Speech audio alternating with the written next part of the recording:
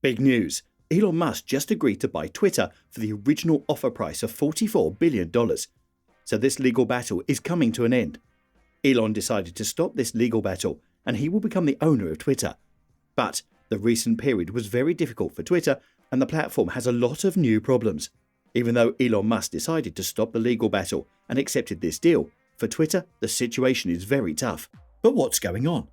Well, according to new reports, Zuck exposed Twitter with some horrible claims. These details we will discuss are absolutely mind-boggling. Moreover, Zuck claims that Twitter had been hacked by foreign intelligence agencies and is engaged in efforts to harm democracy. These accusations are very serious. As a result, in a shocking turn of events when Judge McCormack asked Twitter to provide more data to Musk, Twitter just declined it by explaining that they no longer have this detailed data to provide Musk. The situation is very messy, so let's explain everything. On September the 9th, Elon Musk attempted to cancel his $44 billion acquisition of Twitter by sending a third letter that he wrote to Twitter. The multi-million-dollar severance payout made by Twitter to former security head and whistleblower Peter Zatko was highlighted by Musk's legal team as a breach of the merger agreement and a justification for terminating the acquisition. The letter sent to Twitter's chief legal officer, Vijay Gadde, was submitted by Twitter to the SEC in a filing. According to the notification given to Twitter, the terms of the agreement prohibited the social network from making any non-customary severance or termination payments to company service provider, which includes former workers. In light of previous developments, as reported by the Wall Street Journal, Zatko, who departed from Twitter in January 2022, for which Twitter secretly arranged a $7 million severance package. Why was Zatko hired? Well, in 2020, the social network engaged him to address the platform's numerous security issues. Following the study, Zatko signed a typical non-disclosure agreement when he accepted the payoff, but it permitted him to talk about the business in congressional hearings and whistleblower complaints. And he very much did so.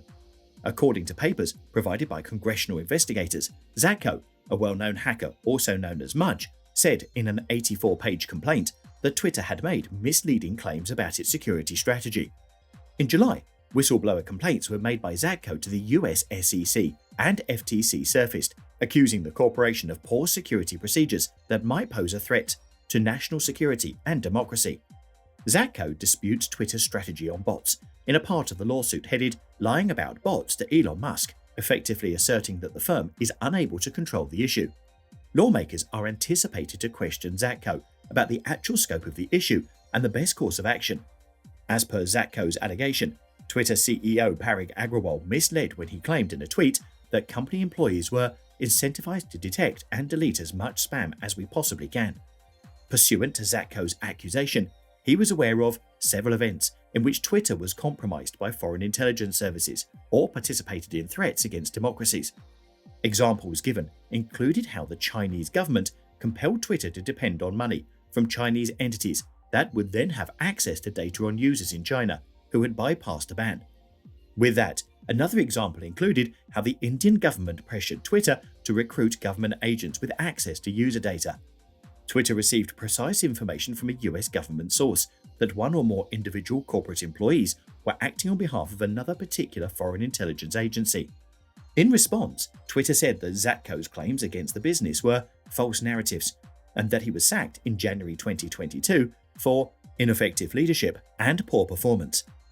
A major point of contention in the Musk-Twitter legal dispute, these complaints also charged Twitter with using ambiguous measuring matrices to reduce the number of fake accounts on the network.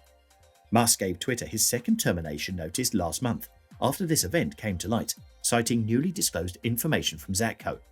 In defense, Twitter claims that it actively filters bots and spam accounts from its monetizable daily active user statistic, which it developed to provide marketers an idea of how many genuine humans may be reached with advertisements. It's all really perplexing, partly because the statistic is something bizarre and not standard that Twitter devised, and it's complicated further by Musk's frequent confusion of the two metrics. With this, Musk expressly included the monetizable daily active user metric in his letter, telling the firm that he wished to cancel the agreement, stating that his suspiciously timed concerns amount to an adverse event that should allow him to bail on the deal. To add to the confusion, Twitter has already acknowledged miscalculating its monetizable daily active users, Whereas, in addition to filing the second notice, Zatko received a subpoena from Musk's legal team, demanding a deposition and a mountain of papers from the former Twitter security head. In further developments, Musk's lawyers had requested a broader request for Slack chats, and McCormack allowed a minor enlargement, directing Twitter to deliver messages from 7 more individuals, including co-CEO of Silver Lake, Egon Durbin, and Twitter General Counsel, Vijaya Gadde.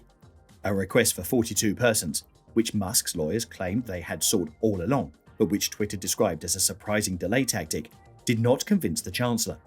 Previously, in order to determine how many spam or bot users there are on the social media network, Twitter was compelled to turn up data from 9,000 accounts picked during a fourth quarter audit. Twitter had claimed that the information was no longer available and that it would be difficult to replicate it, despite McCormack giving the business 2 weeks to do so. At one of the hearings, it was mentioned that the text message asked his banker to slow down the transaction while they considered Russian President Vladimir Putin's address. If we're headed for a third world war, buying Twitter won't make sense, Musk diligently explained. Musk's motivations for purchasing Twitter have been debated in the news, and, you guessed it, on Twitter, with everyone and anybody voicing their thoughts. His suggestions for improving Twitter included adding additional features, like an edit button, lessening the moderation of extreme content, reducing the amount of spam, bot accounts, and making Twitter's algorithm open source to promote user confidence. The richest man in the world, Musk, has stated that he wants to verify the integrity of the audit because he thinks the corporation lied that just 5% of its accounts were spam. That's it for today. Subscribe to our channel and hit the notification bell.